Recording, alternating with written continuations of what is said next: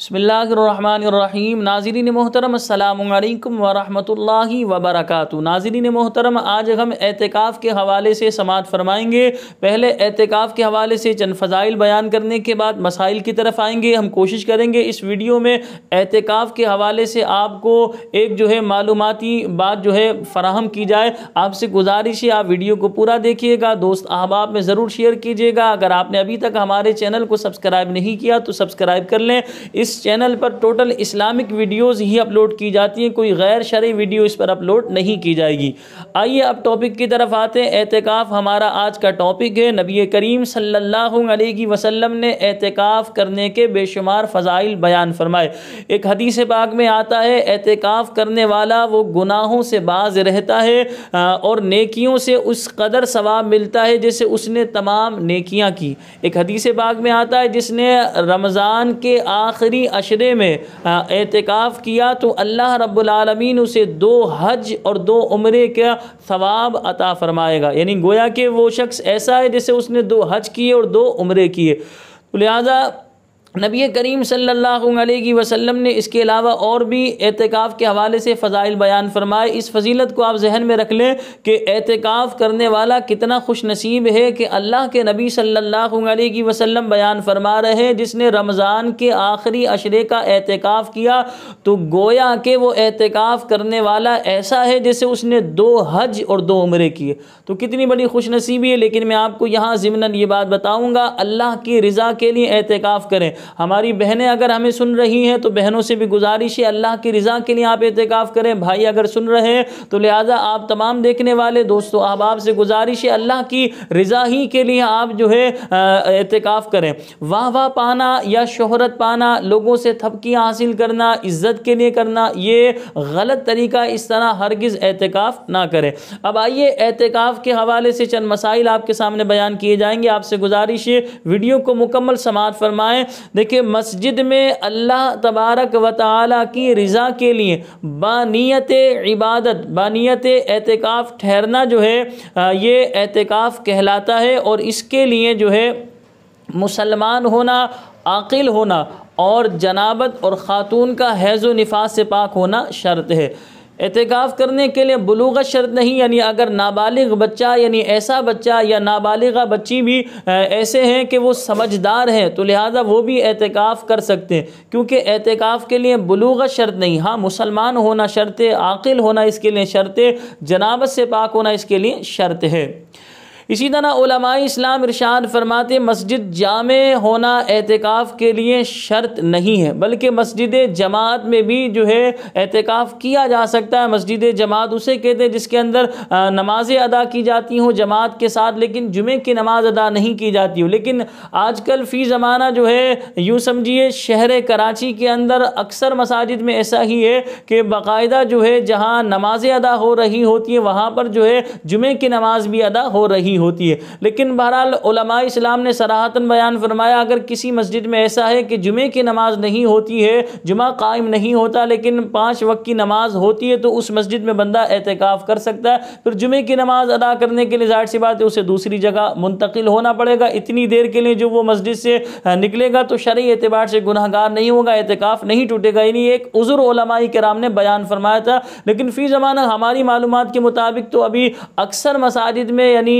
99% مسجدوں میں باقاعدہ نماز بھی ہوتی ہے اور جمعہ بھی ہوتا ہے۔ اب آئیے آگے چلتے ہیں۔ سب سے افضل مسجد جہاں بندہ اعتکاف کرے وہ حرم شریف ہے، اس کے بعد مدینہ منورہ، اس کے بعد مسجد اقصی میں، پھر اس میں جہاں بڑی جماعت ہو، یعنی مکہ مکرمہ میں، یعنی حرم شریف میں سب سے افضل ہے، اس کے بعد مدینہ منورہ میں، اس کے بعد مسجد اقصی میں، اور اس کے بعد جہاں بڑی جماعت ہوتی ہو وہاں پر اعتکاف کرنا افضل ہے۔ اسی طرح علماء اسلام ارشاد فرماتے، عورت کو مسجد میں اعتکاف کرنا یہ مکروہ ہے۔ عورت اپنے گھر میں مسجد بیت میں ہی اعتکاف کرے گی۔ مسجد بیت اسے کہتے ہیں جہاں خاتون نے نماز پڑھنے کے لیے ایک جگہ مختص کی ہوئی ہو، اسے مسجد بیت کہتے ہیں۔ اور اس مسجد بیت کو کوشش کریں چبوترے وغیرہ سے ایک اونچی سی کر لیں، یہ الگ ہی نمایاں ہو۔ الگ ہی نمایاں ہو۔ اگر بالفرض خاتون نے مسجد بیت پہلے سے نہیں بنائی ہوئی تھی تو اب وہ مسجد بیت اپنے گھر میں بنا سکتی ہے، یعنی کسی ایک جگہ کو جیسے مصلی بچھا کر مخصوص کر دے کہ یہ جگہ مسجد بیت ہے، یہیں پر میں اعتکاف کروں گی، یہیں پر ہی نماز ادا کروں گی۔ تو مسجد بیت پہلے سے بنی ہوئی ہو تو بہت اچھا ہے، لیکن اگر ایسا نہیں ہے تو آپ اعتکاف سے پہلے خاتون جو ہے مسجد بیت اپنے گھر میں بنا سکتی ہیں۔ اور علماء نے یہ بھی فرمایا کہ مرد حضرات کو بھی چاہیے جیسے فرض مسجد میں ادا کریں تو باقی رکعتیں جیسے سنن و نوافل جو ہے اپنے گھروں میں ادا کیا کریں تاکہ گھر میں بھی خیر و برکتیں نازل ہوں۔ علماء اسلام ارشاد فرماتے ہیں اعتکاف کی 3 قسمیں، نمبر 1 اعتکاف واجب، نمبر 2 اعتکاف سنت، اور نمبر 3 اعتکاف مستحب کے لئے یا نفل اعتکاف کے لئے۔ اعتکاف واجب تو وہ ہے جو انسان نے جو ہے منت مانی ہو کہ مثال کے طور پہ فلاں اگر میرا کام ہو جائے تو میں اتنے دن کے لیے اعتکاف کروں گا۔ مثال کے طور پہ ایک شخص نے منت مانی کہ اگر میری جاب لگ جائے تو میں 2 دن کے لیے اعتکاف کروں گا، تو لہٰذا اب ایسی صورت میں جاب لگنے کی صورت میں اسے 2 دن کا اعتکاف کرنا ہوگا۔ اسی طرح اعتکاف کی دوسری قسم ہے اعتکاف سنت۔ اعتکاف سنت کہتے ہیں جو رمضان کے آخری عشرے میں کیا جاتا ہے، اسے اعتکاف سنت کہتے ہیں۔ لیکن یہ بات یاد رکھیے گا جو 20ویں روزے کا سورج غروب ہوگا اس سے پہلے بندہ مسجد کے اندر موجود ہو، یا خاتون اگر اپنے گھر میں کر رہی ہیں وہ مسجد بیت میں موجود ہو۔ اگر 20ویں روزے کا جو سورج غروب ہوتا ہے اگر غروب ہو گیا، اس کے بعد خاتون مسجد بیت میں آئی اور اسی طرح مرد جو ہے مسجد کے اندر آیا، اب اعتکاف سنت کی نیت کرے تو ایسا نہیں ہو سکتا۔ یعنی سورج غروب ہونے سے پہلے 20ویں روزے کے سورج غروب ہونے سے پہلے مرد نے جو ہے مسجد کے اندر آ جانا ہے، اور خاتون اگر اعتکاف کر رہی ہیں تو انہیں مسجد بیت میں آنا ہوگا۔ اگر آ جائیں گے 20ویں روزے کے سورج غروب ہونے سے پہلے تو ان کا اعتکاف ظاہر سی بات ہے صحیح قرار پائے گا، جبکہ مکمل صحیح طریقے سے ادا کیا ہو۔ لیکن اگر سورج غروب ہو گیا اس کے بعد یہ مسجد بیت میں آئی خاتون اور مرد جو ہے مسجد کے اندر آئے اعتکاف کی نیت کریں سنت، تو اب ایسا نہیں ہو سکتا، نفلی اعتکاف کیا جا سکتا ہے۔ اسی طرح علماء اسلام ارشاد فرماتے ہیں اچھا اس میں اس بات کا بھی خیال کرنا ہے کہ سنت جو اعتکاف کیا جائے گا اس میں جب رمضان شریف کا مہینہ گزر جائے گا، یعنی شوال کا چاند باقاعدہ نظر آ جائے گا، اس کے بعد ہی اس اعتکاف سے اٹھنا ہوگا، اس چیز کا خیال کیجیے گا۔ تیسری قسم بیان کی جاتی ہے اعتکاف نفل کے لئے یا اعتکاف مستحب کے لئے۔ اس میں علماء اسلام ارشاد فرماتے ہیں یہ وہ اعتکاف ہے کہ انسان مسجد کے اندر جائے تو بس اعتکاف کی نیت کر لے، جب تک مسجد میں رہے گا اعتکاف کا ثواب ملتا رہے گا، جب مسجد سے باہر ہوگا اعتکاف ٹوٹ جائے گا۔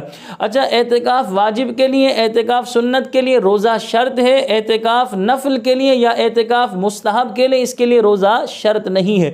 یعنی واجب بندہ اعتکاف ادا کرے گا تو اس کے لیے لازم ہے کہ روزہ رکھے گا۔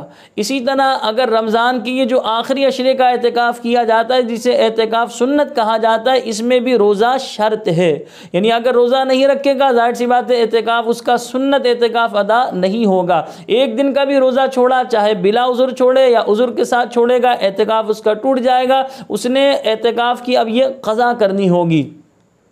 اسی طرح یاد رکھیں لوگ سوال کرتے ہیں کہ اگر مثال کے طور پہ معتکف کے کسی عزیز کا انتقال ہو گیا، اب وہ قبرستان جا سکتا ہے، یا مثال کے طور پہ مسجد نماز جنازہ ادا ہوتی ہے اور فنائے مسجد کے بھی باہر نماز جنازہ ادا ہوتی ہے، جیسے ہمارے آج کل فی زمانہ اسی طرح رائج ہے کہ روڈ پر جو ہے نماز جنازہ ادا ہو رہی ہوتی ہے، تو اب معتکف اپنے رشتہ دار کی نماز جنازہ ادا کرنے کے لیے اس طرح جا سکتا ہے، یا قبرستان میں جو تدفین ہوتی ہے اس میں جا سکتا ہے؟ ہرگز نہیں جا سکتا۔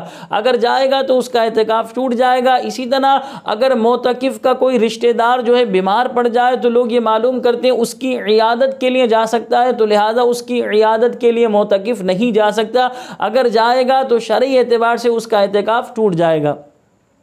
بعض لوگوں کو نیند میں چلنے کی عادت ہوتی ہے، اگر معتکف نیند میں چلتے چلتے مسجد سے باہر نکل گیا تو اب ایسی صورت میں کیا اعتکاف ٹوٹے گا یا نہیں؟ تو لہٰذا ایسی صورت میں معتکف کا اعتکاف ٹوٹ جائے گا۔ یعنی آسان لفظوں میں معتکف جان بوجھ کر مسجد سے باہر نکلے یا جو ہے بے دہانی بے خیالی میں مسجد سے باہر نکل جائے، دونوں صورتوں میں اعتکاف ٹوٹ جائے گا۔